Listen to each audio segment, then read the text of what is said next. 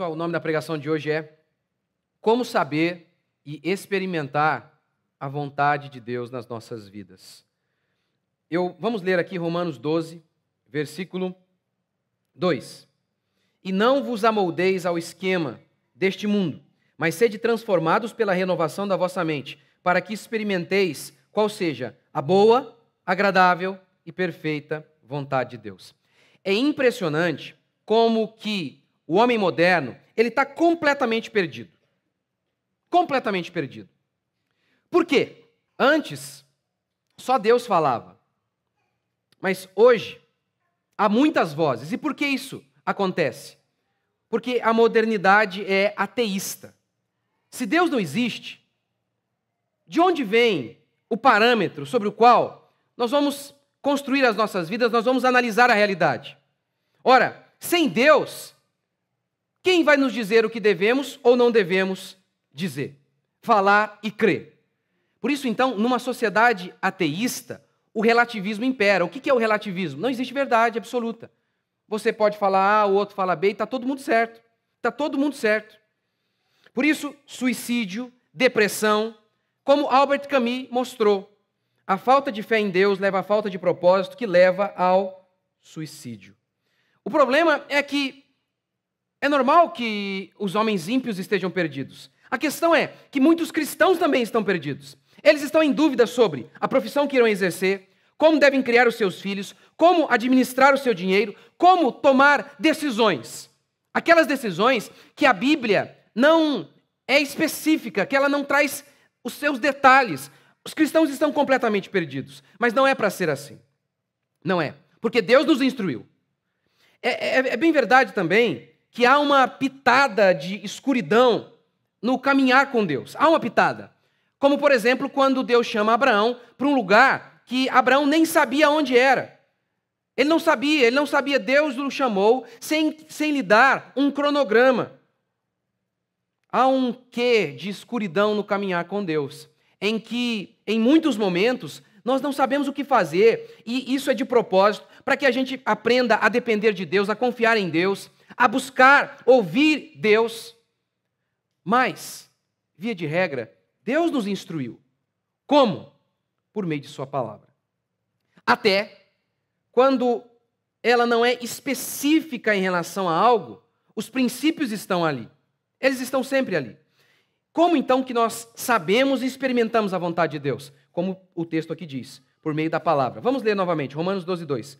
E não vos amoldeis ao esquema deste mundo, mas sede transformados pela renovação da vossa mente, para que experimenteis a vontade de Deus.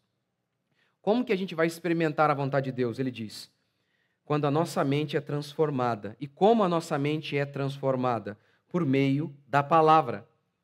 A palavra de Deus é o que muda a nossa mente. Salmo 119 declara que a palavra é lâmpada para os nossos pés. Um dos nomes de Jesus é conselheiro. Conselheiro. Ok, vamos lá. Como que nós enxergamos a realidade? As coisas que nos cercam, a vida humana, a existência como um todo. Primeiro, nós enxergamos por meio de nossas paixões. Aquilo que eu gosto tem que ser o certo. É assim que muitas pessoas pensam que a vida deve ser. Se eu gosto disso aqui, tem que ser assim. Por exemplo, eu estou indo naquela igreja ali porque eu gosto de determinada roupa e lá eles deixam, então eu fui para lá.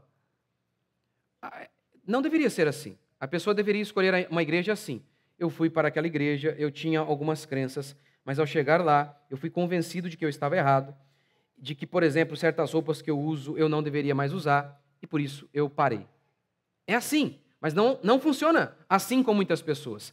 Elas escolheram, elas têm suas paixões, seus hábitos, seus gostos, seus comportamentos, e não querem mudar, e querem que a igreja se adeque a elas. É assim que muitas pessoas enxergam a realidade. Aquilo que eu gosto é verdadeiro. Aquilo que eu faço a vida inteira, que na minha família sempre foi feito, isso é verdadeiro. A segunda maneira que as pessoas enxergam a realidade é de acordo com os valores aprendidos da cultura. Os valores que você aprendeu da cultura moldam as suas decisões, moldam a sua maneira de encarar a vida. Por exemplo, qual é um valor desse mundo materialista em que nós vivemos? Dinheiro. Pode reparar como que as pessoas, elas tomam as suas decisões sempre partindo do pressuposto de que, se me leva a perder dinheiro, é incorreto. É incorreto. Por exemplo, tem eu vou fazer um biquinho no domingo, vou trabalhar de segunda a segunda, que é pecado. Vou trabalhar. Por quê? Porque senão eu vou perder dinheiro. Ele se esquece do mandamento bíblico de cultuar a Deus e descansar uma vez por semana. Por quê? Porque ele acredita o seguinte, que a perspectiva do dinheiro é que vai determinar todos os seus valores. Todos eles. Por exemplo, um pai. Por que um pai pega um moleque, no nosso país, por exemplo, país do futebol, pega um menino, 12 anos, 11 anos, às vezes até mais cedo, leva o menino para outra cidade, deixa o menino lá, com estranhos, longe de casa. Como que ele não vê o absurdo disso? Como enxergamos a realidade? Primeiro, a partir de nossas paixões. A paixão do dinheiro, do status. Segundo, dos valores que moldam a cultura, que nos moldam. Na nossa cultura, o dinheiro é tudo. Ser um sucesso aos olhos do mundo é tudo que importa. E aí, não interessa se essa criança vai ser formada, bem formada como ser humano. Não interessa. Por isso o pai vai lá e larga o moleque, por exemplo, num clube de futebol. E aí, ele acha que é uma boa decisão. Ele acha que essa é sim a vontade de Deus. E ele ainda chama de sonho. É sim uma boa decisão. É impressionante como que os homens tomam as suas decisões com base nessa perspectiva. Na perspectiva do dinheiro. Por exemplo, uma mãe tem um filho muito difícil. Muito difícil. A criança está longe, ela sai às 6 horas da manhã, volta às 6 horas da noite. 6 horas da noite. Ela nem passa pela cabeça dela a possibilidade de que esse fato de que ela está muito longe de seus filhos seja a razão e a explicação de seu filho estar tão problemático. Nem passa pela cabeça dela. Por que nem passa? Porque há um valor aqui neste mundo. Dinheiro. E a partir desse dinheiro, desse valor, ela não consegue enxergar qual é a boa e perfeita e agradável vontade de Deus. Por quê? Porque esse valor, dinheiro, custe o que custar, moldou o pensamento dela, como Paulo diz aqui. Não se amolde aos pensamentos deste mundo, mas seja renovado pela palavra. E aí, quando ela é renovada pela palavra, ela ouve e crê a palavra, ela consegue se adequar à boa e perfeita vontade de Deus. Mas os crentes ímpios, eles nem passa pela cabeça deles isso. E eles não conseguem enxergar essa doutrina óbvia da Escritura. As mulheres sejam conservadas na missão de mãe. Paulo disse que as mulheres sejam boas donas de casa. Você acha mesmo que Paulo não estava inspirado quando ele disse isso? Você acha que ele errou? Segundo, a vontade de Deus é boa. É o que Paulo está dizendo aqui. A vontade de Deus é boa. Pois bem, então por que tantos homens relutaram em segui-la? Gideão não quis. Moisés também não quis. Vários heróis da fé, ao ouvirem a vontade de Deus, disseram, não, envie outro.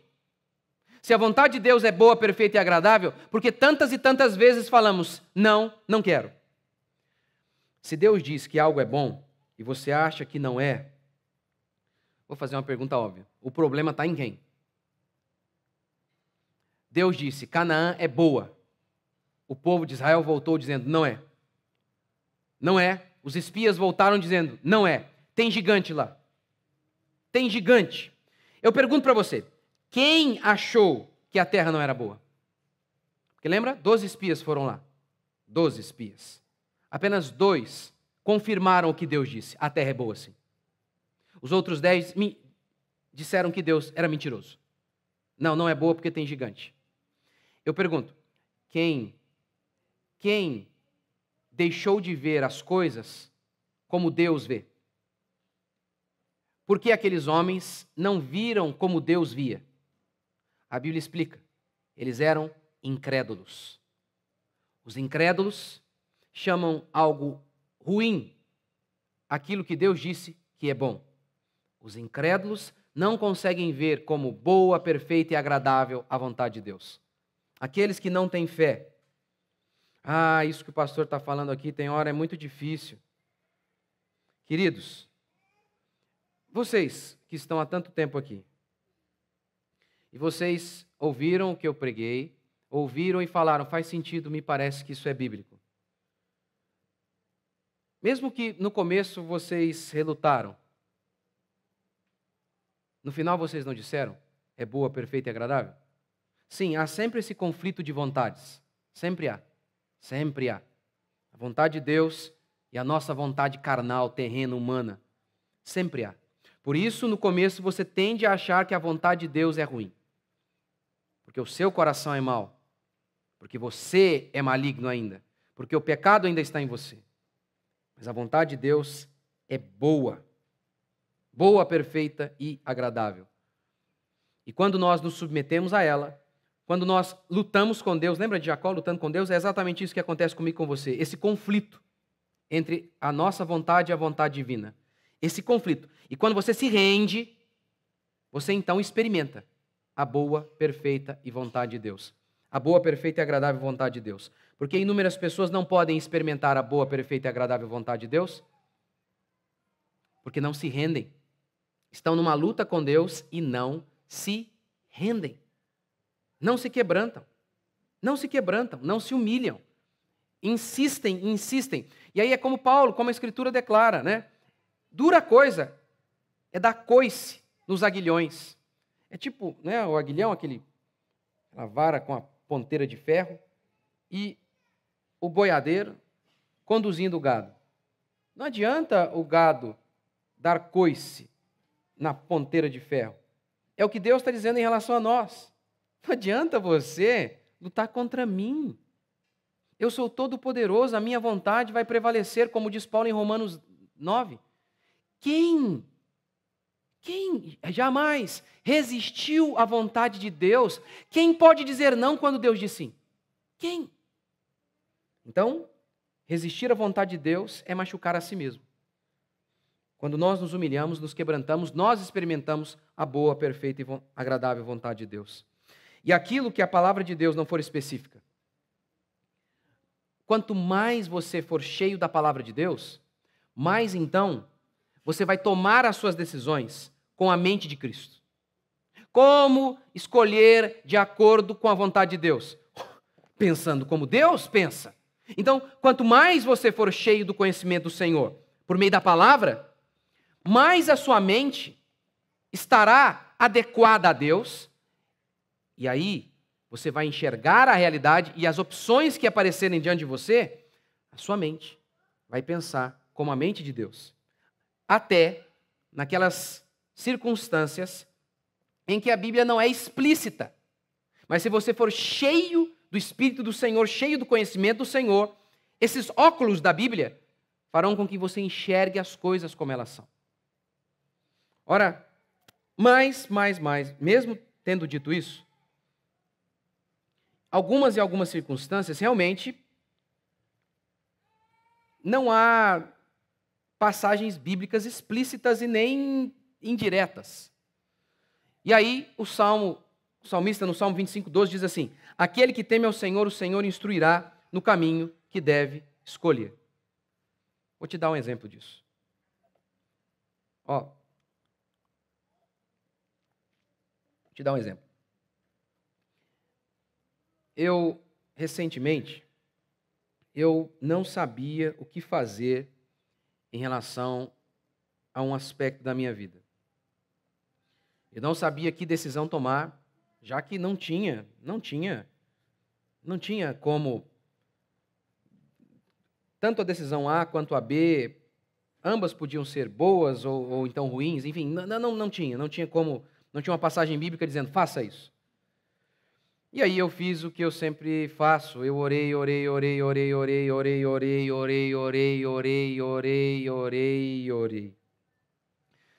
E aí, quando eu comecei a ter convicção, olha, eu acho que é isso que Deus quer. Eu acho que é isso que Deus quer.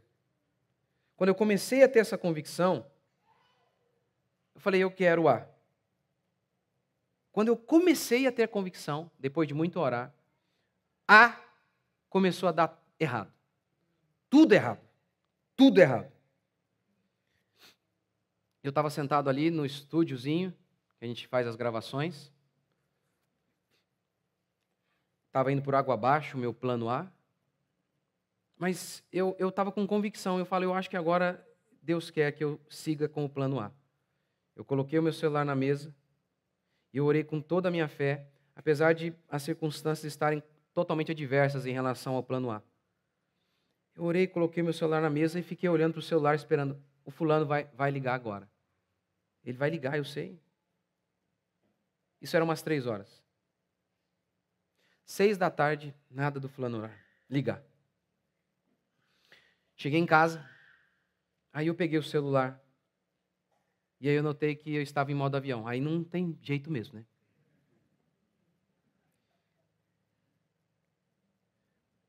Eram umas 3 horas quando eu orei. Eram umas 3h30, 4 horas mais ou menos. A pessoa ligou e falou, não, vamos fazer.